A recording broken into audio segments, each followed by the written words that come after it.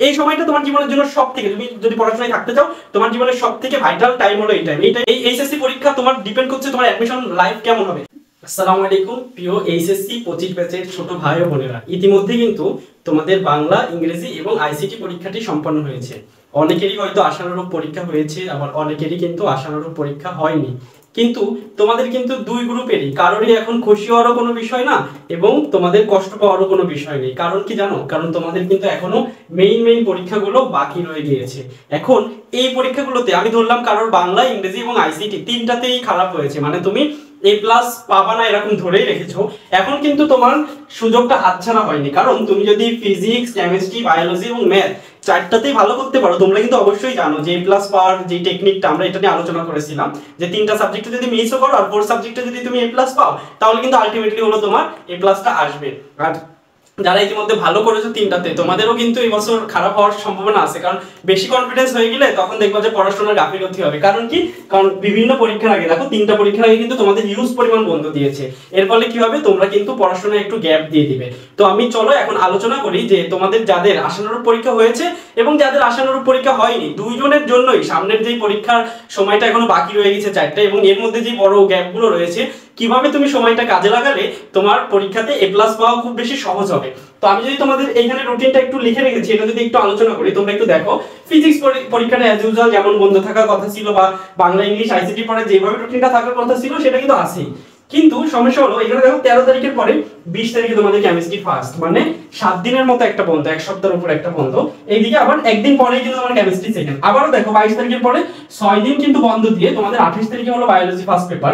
আবার 30 তারিখের পরে 4 তারিখে কিন্তু তোমাদের 5 দিন বন্ধ দিয়ে ম্যাথ ফার্স্ট পেপার পরীক্ষা। এখন তুমি কিভাবে রুটিনটা সাজাবে চলো আমরা একটু জেনে নিই। দেখো আজকে হলো 7 তারিখ, আমি যখন ভিডিওটা বানাচ্ছি তোমরা আইসিটি পরীক্ষা দিয়েছো। আমরা জানতে পেরেছি বিভিন্ন বোর্ডে একটু এমসিকিউ কঠিন হয়েছে, কোনো বোর্ডে দুইটাই কঠিন হয়েছে, মানে অনেকেরই পরীক্ষা খারাপ হয়েছে, একটু মন খারাপ, হয়তো তোমাদের এই কারণে কিছুটা সময় লস হয়েছে। কিন্তু আমি বলবো তোমরা এখনই ওই কথা ভুলে যাও, মানে পিছনে যেটা গেছে সেটা একেবারে মাথা থেকে ঝেড়ে ফেলো এবং সামনে চারটা যে তুমি অনেক বেশি ভালো করার চেষ্টা করো আর কি। হ্যাঁ, তো তুমি যদি পড়া কিভাবে শুরু করবে, তুমি ফার্স্ট পেপার আর সেকেন্ড পেপারের জন্য আগে সেকেন্ড পেপার পড়ার কোনো দরকার নেই, কারণ এর আগে 2 দিন বা প্রায় আড়াই দিনের মতো তুমি বন্ধ পাবা, সেই সব মধ্যে পড়ে ফেলতে পারবা।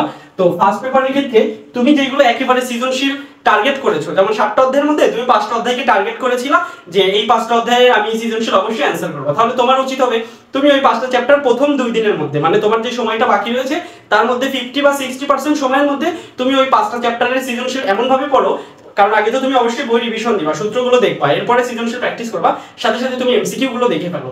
এবার পরে আর যে তোমার 40% সময় বাকি থাকবে, সেই সময়টাতে তুমি বাকি 2টা অধ্যায়ের হলো এমসিকিউ গুলো খুব সুন্দর মতো পড়বে, সাথে যদি তোমার এখানে কোনোটা একটু মনে হয় আরেকবার দেখা উচিত সেটা তুমি দেখে ফেলবে। এরপরে তোমার যেটা বাকি থাকবে সেই সময়টা আমি তোমাদেরকে বলবো ক এবং খ প্রত্যেকটা অধ্যায়ের জন্য পড়তে হবে, কোনো জিনিস বাদ দেওয়া যাবে না। তাহলে ক এবং খ নাম্বারের জন্য তুমি সব পড়বা এবং এমসিকিউ এর জন্য কিন্তু তুমি সব টপিকই দেখে যাবা, কিন্তু সৃজনশীলের জন্য তুমি স্পেসিফিক 5টা অধ্যায়কে বাছাই করতে পারো ভালো ভালো দেখে। তো 5টা অধ্যায় যদি তুমি বাছাই করতে পারো তাহলে তোমার A+ কিন্তু কোনোভাবেই আটকাবে না। আর প্রথম পরীক্ষাটা যদি ভালো হয়, এমনিতেই হলো তোমার সেকেন্ড পেপারে তুমি একটু কনফিডেন্স নিয়ে ভালো করতে পারবা। আবার আরেকটা বিষয় আছে, প্রথম পত্রে যদি কোনোভাবে একটু কোশ্চেন কঠিন হয়ে যায়, সেক্ষেত্রে কিন্তু তোমাকে A+টা আনার জন্য সেকেন্ড পেপার কিন্তু বাকি থাকবে, মানে তোমার হাতে সুযোগ আছে, 2টা করে সুযোগ, তুমি একটু হতাশ হবে না, মানে যে কোনো একটা সুযোগ তোমাকে ধরতে হবে, কিন্তু নিজেকে অনেক বেশি বুঝাইতে হবে এই টাইম যে আমাকে পারতেই হবে, আমার দ্বারা অবশ্যই সম্ভব।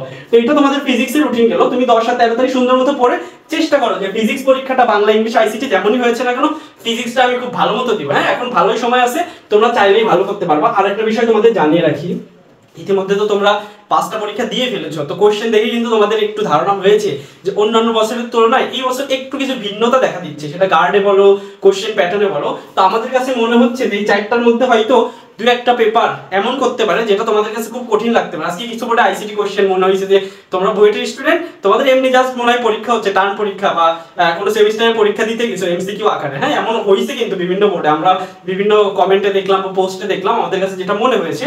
তো এটা হইতে পারে ফিজিক্সে, হইতে পারে ম্যাথে, হইতে পারে কেমিস্ট্রিতে বা বায়োলজিতে, যে কোনো জায়গায় হইতে পারে, কিন্তু তুমি যদি সঠিক প্রস্তুতিটা নিয়ে রাখতে পারো তাহলে আশা করি এটা তোমার বেশি আর কি ইফেক্ট ফেলবে না। তুমি এখানে তোমার একটা প্লাস পয়েন্ট কি বলো তো, তুমি হলো প্র্যাকটিক্যালে 25-এ, তোমার কলেজের হলো সবকিছু যদি ভালো থাকে তাহলে তুমি 25-ই পাবা, আমি ধরে রাখলাম আর কি। সেক্ষেত্রে তোমার এটা একটা প্লাস পয়েন্ট। তো এত হতাশ না হয়, যেভাবে বললাম সেভাবে তুমি সময়টা কাজে লাগাইতে পারো। এরপরে চলে আসো এই যে বন্ধ 7 দিনের, এইখানে তোমাকে একটু ট্রিক্স খাটাইতে হবে। কি ট্রিক্স খাটাবা? দেখো কেমিস্ট্রি ফার্স্ট পেপার তুমি 13 তারিখ পরীক্ষা দিয়ে এসে কেমিস্ট্রি ফার্স্ট পেপার পড়া শুরু করবা না। তুমি কি করবা, তুমি হলো কেমিস্ট্রি সেকেন্ড পেপার আগে তো একদিন বন্ধ। এই জন্য তোমরা যারা এখানে দুই ধরনের স্টুডেন্টদের প্রস্তুতি আলাদা হবে। তোমরা যারা হলো অর্গানিক কেমিস্ট্রিতে ভালো বা অর্গানিক কেমিস্ট্রিকে গুরুত্ব দিয়েছো, এখান থেকে অ্যান্সার করবা, দুইটা প্রশ্ন তো মিনিমাম আসবে। তো তোমরা এখান থেকে যারা দুইটা কোশ্চেনই হলো অ্যান্সার করতে চাও, তোমাদের উচিত হবে তোমরা হলো 13 আর 14 তারিখ অবশ্যই অর্গানিক কেমিস্ট্রি শেষ করবা।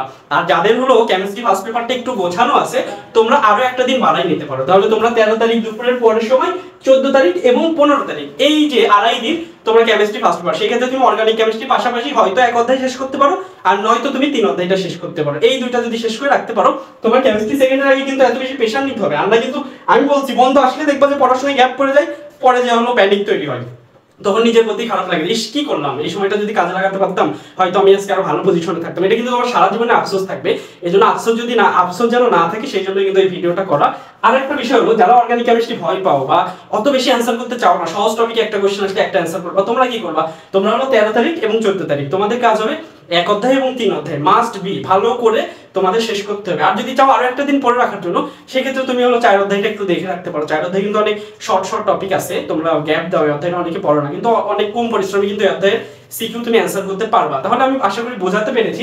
এরপরে তুমি কেমিস্ট্রি ফার্স্ট পেপার শুরু করে দিবা, সেটা হলো 15 তারিখের সন্ধ্যা পরে থেকে শুরু করতে পারো, বা সকাল 16 তারিখ সকাল থেকেও শুরু করতে পারো, তাও তোমার ফার্স্ট পেপার হয়ে যাবে। আর একটা বিষয় হলো, ফার্স্ট পেপার সহজ হওয়াতে তোমরা কিন্তু অনেকেই এটাতে হলো একটু ঢিলা দাও, যার ফলে কি হয় জানো, টিচাররাও চেষ্টা করে ফার্স্ট পেপারটা একটু কঠিন করি। প্রায় সময় দেখা যায় ফার্স্ট পেপার কোশ্চেনটা তুলনামূলক একটু কঠিন করে ফেলে, সেই ক্ষেত্রে কিন্তু তোমরা আবার মানে হঠাৎ করে পরীক্ষা হলে যে মাথা হ্যাং করে বসে আর কি, যে কি হলো আর কি, কেমন কোশ্চেন দিলাম, কি কোশ্চেন আসছে, এরকম কোশ্চেন 2 অধ্যায়ের কোশ্চেন দিতে পারে আর কি, হ্যাঁ, উল্টাপাল্টা কোশ্চেন। হ্যাঁ, এই জন্য বি কেয়ারফুল, তোমরা আগে থেকে ভালো করে প্রস্তুতি নাও।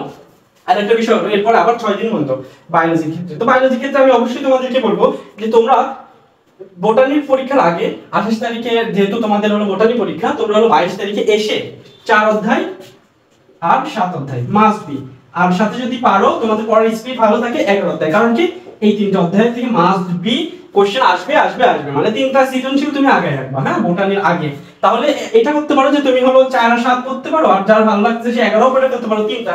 আর যার একটু বায়োলজিতে খারাপ লাগে পড়তে, একটু দুর্বল বা অনেকের আছে না মজা লাগে না এই সাবজেক্টটা, তারা অবশ্যই 3টার মধ্যে যে কোনো 2টা অধ্যায় পড়ে রাখবো অবশ্যই, কারণ কি তাহলে তোমার 2টা সৃজনশীল মানে আগাই থাকবে আর কি। এরপরে তুমি কি করবা, এরপরে হলো তুমি ওইখানে হলো 24 তারিখ থেকে তুমি হলো বোটানি শুরু করে দিবা। আর বোটানির মধ্যে তোমার যেগুলো পড়া লাগে আমরা সাজেশন দিব। তারপর আরো একটু বলে রাখি, তুমি অবশ্যই 1, তারপর হলো তোমার 4, তারপর হলো তোমার 9, হ্যাঁ, এই চ্যাপ্টারগুলো তোমার আগে পড়তে হবে। তাহলে তুমি যদি এই অধ্যায়গুলো পড়ো, মাস্ট বি 3টা সৃজনশীল তোমার কমন হয়ে গেল, পরে বাকিগুলো তুমি আস্তে আস্তে যেগুলো তোমার সহজ লাগে বা যেগুলোকে তুমি টার্গেট করেছো সেগুলো পড়বে। তাহলে দেখবা যে বায়োলজিতেও মিট যাবে। আর বায়োলজি এমসিকিউ পড়ার জন্য বলবো তোমাকে বইয়ের প্রত্যেকটা লাইন ধরে যে কোনো একটা বই পড়ো, কোনো সমস্যা নেই, কিন্তু সব লাইন একটু পড়ার চেষ্টা করো। বা যারা প্রি মেডিকেল করেছো, তোমাদের দাগানো লাইন আছে, দেখো এগুলো পড়লেই কিন্তু তোমার এনাফ, মানে এগুলোই আসবে। ওই ভার্সিটিতেও যেই কোশ্চেন আসে, বোর্ডেও সেই কোশ্চেন আসে, একেবারে ইজি কোশ্চেন আসবে। একটু কঠিন করলে দেখবা বইয়ের কোনো না কোনো জায়গায় আছে। এজন্য খুঁটিনাটি যদি পড়তে পারো, তাহলে অবশ্যই বায়োলজি এমসিকিউ তো তুমি অনেক ভালো করবে। এরপরে আবার দেখো সেম ভাবে হলো তোমার ম্যাথের আগে হলো 5 দিন বন্ধ। কি করবে তুমি, ম্যাথের আগে হলো তোমাদের জটিল সংখ্যা, কোনিক্স, এই 2টা চ্যাপ্টারের মধ্যে তোমরা 2টাই যদি করতে পারো তো অনেক ভালো। তারপরে যদি চাও কেউ বিপরীত ত্রিকোণমিতিক ফাংশন এটা করতে, মানে 2টা অধ্যায়, সহজ কথা হলো তুমি সেকেন্ড পেপারের আগে 2টা অধ্যায়, কারণ 2টা অধ্যায় থেকে 3টা সৃজনশীল আসতেই পারে। অনেকেই হলো তোমার এই যে লাস্টে গতিবিদ্যা বা আরো যে চ্যাপ্টারটা আছে এগুলো পড়তে চাই না, বা 2টার মধ্যে একটা পড়ে আর কি, স্থিতিবিদ্যা আর গতিবিদ্যার মধ্যে, সেক্ষেত্রে কিন্তু প্রেসার পড়ে যাবে আবার। এজন্য তুমি 2টা অধ্যায়কে মানে এগিয়ে রাখবা। তুমি 30 তারিখ আসার পর 30 এবং 31 2টা চ্যাপ্টার শেষ করার চেষ্টা করবা। তুমি যদি তোমার রুটিনটা কি আমি যেভাবে বললাম এইভাবে যদি তুমি সাজাতে পারো, তো আমি আশা করি তোমার প্রস্তুতি যেমন ছিল এই টাইমে, আর এই টাইমে প্রত্যেকটা মুহূর্ত তুমি কাজে লাগাও, একটু গ্যাপ দিও না, যে বন্ধু আছে একটু গ্যাপ দিয়ে রেস্ট নিয়ে পড়ি, তাইলে কিন্তু মনে করো এটাই তোমার লাস্ট। এই এইচএসসি পরীক্ষা আর জীবনে আসবে না। এই এইচএসসি পরীক্ষা তোমার ডিপেন্ড করছে তোমার অ্যাডমিশন লাইফ কেমন হবে। তুমি এখানে যদি ভালো করে পরীক্ষা দাও, প্রস্তুতি যেমনই ছিল না কেন, তুমি একটা নিজের মধ্যে একটা দেখবা যে বুস্ট কাজ করবে আর কি, তুমি অ্যাডমিশনে যে হঠাৎ করে ভালো করে ফেলবে। আর এখানে তুমি ভালো করে পড়ছো, এখানে খারাপ পরীক্ষা দিছো, নিজেই এনার্জি পাবা না, কারণ তোমার মনে হবে আমি তো এই ক্লাস মিস করবো, আমার কি অ্যাডমিশন দেওয়া ঠিক হবে কিনা। এজন্য আমি বলবো তোমার এই যে কয়টা দিন সময় আছে, এইখানে হলো তোমার 10 তারিখ থেকে 6 তারিখ, মানে 1 মাসেরও কম সময়। এই সময়টা তোমার জীবনের জন্য সবথেকে, তুমি যদি পড়াশোনায় থাকতে চাও, তোমার জীবনের সবথেকে ভাইটাল টাইম হলো এই টাইম। এই টাইমে তুমি তোমার সর্বোচ্চ দিয়ে চেষ্টা করো। তুমি যদি এই টাইম নিজের সর্বোচ্চ দিয়ে চেষ্টা করতে পারো, তোমার ভবিষ্যৎ আল্লাহ যদি চায় তাহলে অবশ্যই কিন্তু সুন্দর হবে। আর যদি তুমি নিজে গ্যাপ দাও, সারা জীবন এই সময়টার জন্য তোমার আফসোস করা লাগবে। তো সবাই এই রুটিনটা ফলো করার চেষ্টা করো, সাথে নিজের কিছু অ্যাড করে নিতে পারো। হয়তো তোমাদের পরীক্ষা আসার থেকে অনেক ভালো হবে। আর সবার জন্য অনেক বেশি দোয়া থাকলো। আজকে এই পর্যন্ত, তোমাদের সাথে দেখা হবে আমাদের সামনে সাজেশন ক্লাস, এই রুটিন অনুযায়ী আমরা সাজেশন ক্লাস নিব, সেই ক্লাসগুলোতে তোমাদের সবার সাথে দেখা হবে। সেই পর্যন্ত সবাই ভালো থাকো এবং আমাদের ইউটিউব চ্যানেলকে তোমরা সাবস্ক্রাইব করো এবং আমাদের ফেসবুক পেজটাকে তোমরা ফলো দিয়ে রাখো। তো এই পর্যন্তই শেষ করছি। আসসালামু আলাইকুম ওয়া রাহমাতুল্লাহ।